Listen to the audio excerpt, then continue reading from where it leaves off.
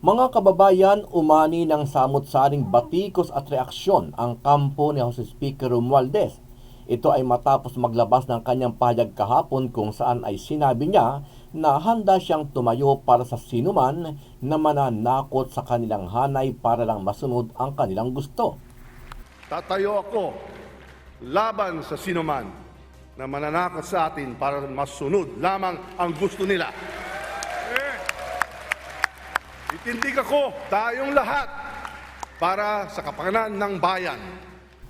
Sa kabila ng mga matitinding pahayag ni Romualdez, umalma naman ang kampo ni dating Pangulong Duterte, partikular ang kanyang dating legal advisor na si Atty. Panelo, at sinabi na hindi away ang gusto ng dating Pangulo, kundi humihingi lang siya ng accounting o pag-audit sa pondo ng Kongreso. Bakit? Sino ba pumipigil sa'yo? Kung tinutukoy mo si dating Presidente Duterte, Speaker Martin, makinig ka ng maayos para hindi ka nagkakamali ng landas. Hindi ka naman binabanatan eh. Humihingi lang ang dating Presidente Duterte ng accounting.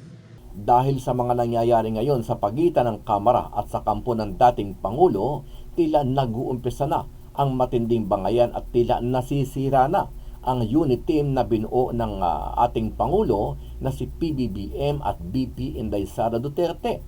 Ano ang masasabi mo dito, kabayan?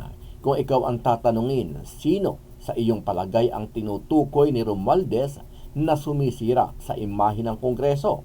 Sama-sama nating panuorin ang buong video at pakicomment nyo po ang inyong mga reaksyon at sariling opinyon.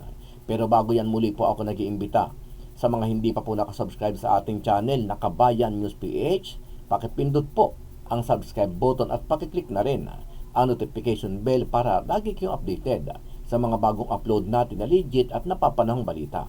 Maraming pong salamat.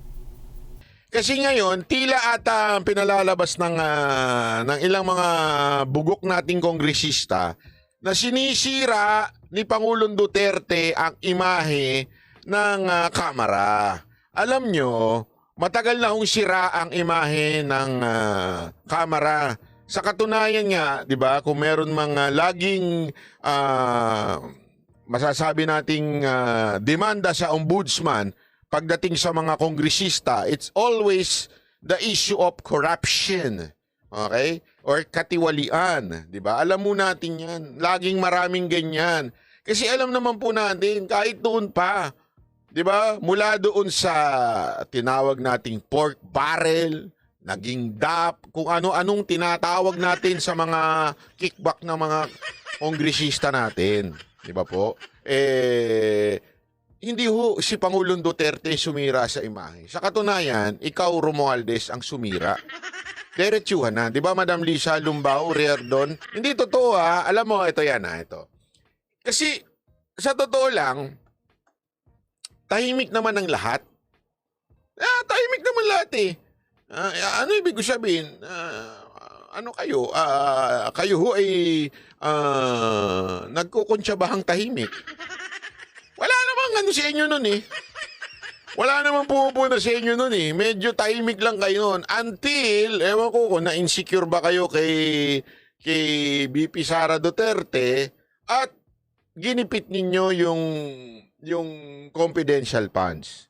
At sabi nga nila, so ibig bang sabihin yan is just a matter of revenge? Kaya nyo binabanata ng Kamara? Hindi ho. Hindi ho dahil sa nire-revenge ho namin. Hindi. Alam mo kung bakit? Kasi na ano po kami na alingas-gasan po kami sa pagiging plastic nyo. Alam naman po natin yan pare-pareho na talagang maraming kongresista, marami dyan sa Kamara ang kurap. Marami ho dyan ang talagang nagnanakaw sa pera ng taong bayan. Sa katunayan, ang daming ang di ba? Ang daming nga hong nasipa dyan. Hindi ho nasipa natin in a sense natanggal bilang kongresista, pero marami ho dyan ang nademanda sa ombudsman dahil sa katiwalian. Marami nga ho dyan, kaya nga si Senator Miriam, meron pa siyang mga bill at panukala na yung sa anti-EPAL bill. Bakit to? Kasi kayo ho yan eh. Kayo ho ang pinaka-epal sa lahat. Akala nyo kung sino kayong hindi na nga pinapansin yung ninyo yung pagiging greedy ninyo eh. 'Di ba? Pinababayaan na nga lang eh. Nakiki-operate na nga lang sa inyo yung ibang mga kasamahan ninyo. Tapos bigla nyo pang binanatan sa sobrang pagiging greedy ninyo diyan sa Kamara. Sa sobrang pagiging greedy ninyo, ayaw nyong bahagian yung ibang mga kasamahan ninyo. Yan ang nagsumira. Sumira sa imahe ng Kamara. Bakit? Because of that, nagsalita ho ang ating Vice President, binanatan no ang leadership ng Kamara.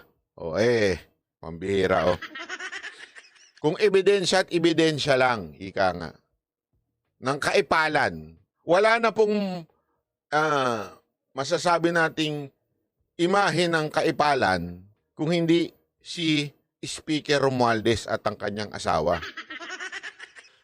Hindi, nakakabuisit po kasi talaga. Nakakabuisit po. Kasi yan nga yung kinaiinisan ng tao eh. Ang kinaiinisan ng tao ay yung pagiging plastic at hipokrito nitong mga mambabatas natin. Diba? Ang simple-simple lang na sinabi ni Pangulong Duterte. Simple lang. Wala nga siya sinabing, kayo ganito, mga ina nyo, ganyan. Baka si Banat ba? Meron.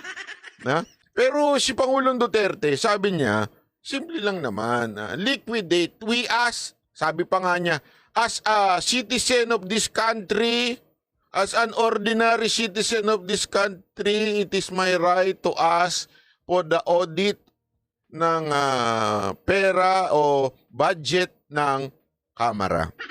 Ang palusot nila, natapos na daw ng COA. Hindi yun ang gusto namin. Anong pakialam namin sa COA? Diba? Hindi yun. Ilantad nyo sa taong bayan, magkano ba ang inyong budget bawat opisina? Lalong-lalo ka na, Speaker Romualdez. Diba? Sabi ng Speaker Martin, I will stand and fight against anyone. Teka muna. Bakit? Sino ba nang-aaway sa'yo? Wala naman nang-aaway sa'yo Ano pa sinabi niya? We will also not allow anyone to stop us from accomplishing our mandate for our countrymen. Bakit? Sino ba pumipigil sa'yo? Kung tinutukoy mo si dating Presidente Duterte, Speaker Martin, makinig ka ng maayos para hindi ka nagkakamali ng landas. Hindi ka naman binabanatan Humihingi lang ang dating Presidente Duterte ng accounting. Hindi away yun. Kung baga, pinapaalalahanan kayo ang inyong mga tungkulin sapagkat public office is a position of trust and you're accountable to the people. Ngayon, nagre-react ang Kamara de Representante dun sa binanggit ng dating Pangulo na Rotten House.